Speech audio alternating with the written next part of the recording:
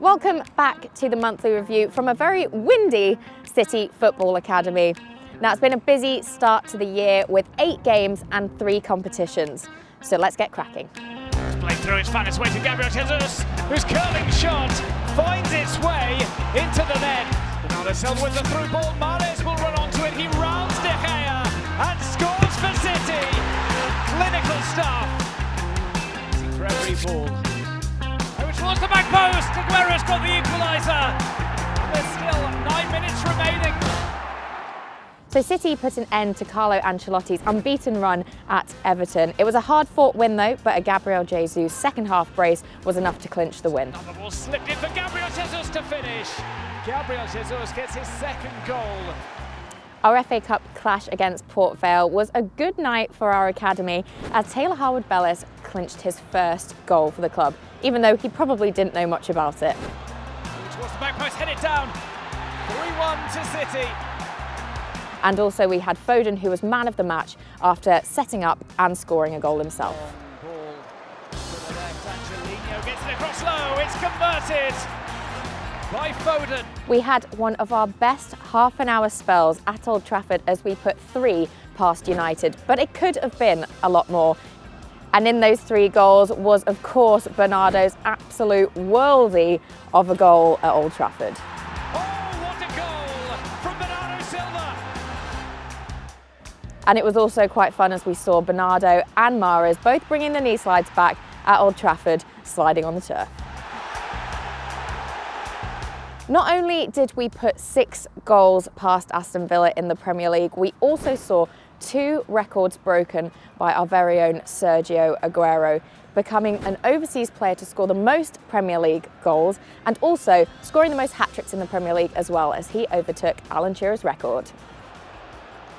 Aguero will try and make it 6. He does! In cool, calm and collected fashion.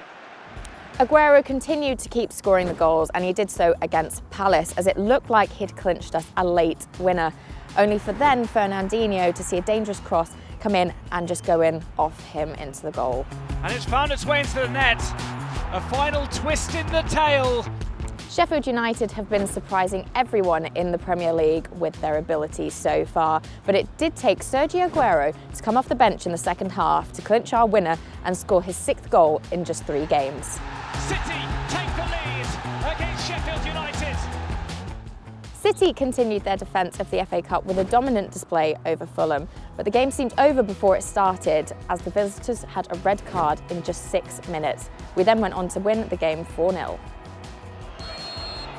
Here we go, İlkay Gündoğan with the penalty, keeps it low, tucks it into the bottom left corner, and City have the advantage.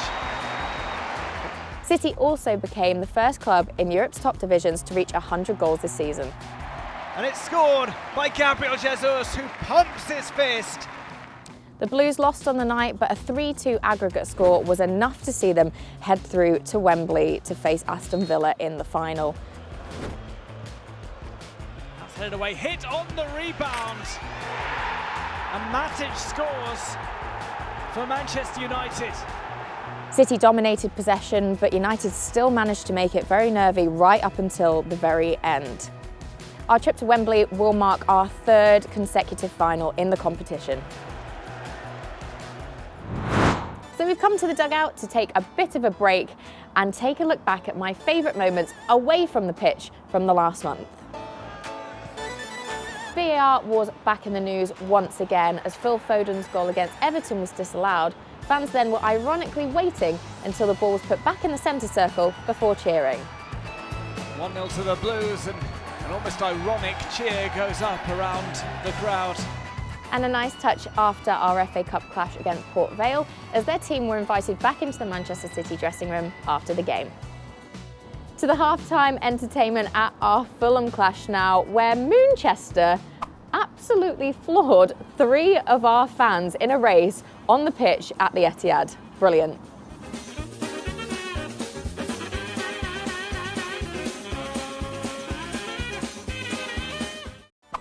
Our midweek trip to Bramall Lane saw the welcome return of Aymeric Laporte. After spending months on the sidelines after suffering an ACL injury, he was back and looked better than ever. Another bit of positive injury news as Leroy Sané returned to full training with the rest of the squad at the CFA. So to wrap up our review of the month, we are going to take a look back at my nominees for the Player of the Month award. So first up, we have to include Sergio Aguero after breaking those 2 records this month and scoring plenty of goals. It's come to Aguero. Aguero's shot is rifled into the net.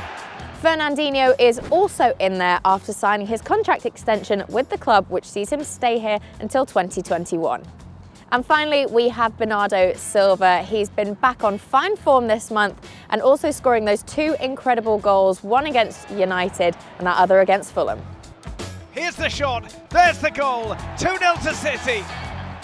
Moving on now to the goal of the month. So first of all, we have to put in Bernardo's goal at Old Trafford to take us 1-0 up. It was just simply sensational. Pep Guardiola's men. Oh, what a goal from Bernardo Silva. And with Sergio clinching his hat-trick record at Villa Park, we had to put in one of his hat-trick goals. A delicious strike from Aguero to make it 3-0. And that man, Bernardo, again with his curling efforts against Fulham in the FA Cup. Well, it was teamwork in the final third, and Bernardo Silva was dead set on his idea. So that's it for our monthly roundup here at the City Football Academy. February is shaping up to be a big month though, with our Real Madrid clash in the Champions League and also seeing our squad return to full fitness with Aymeric Laporte and Leroy Sané hopefully getting some more minutes.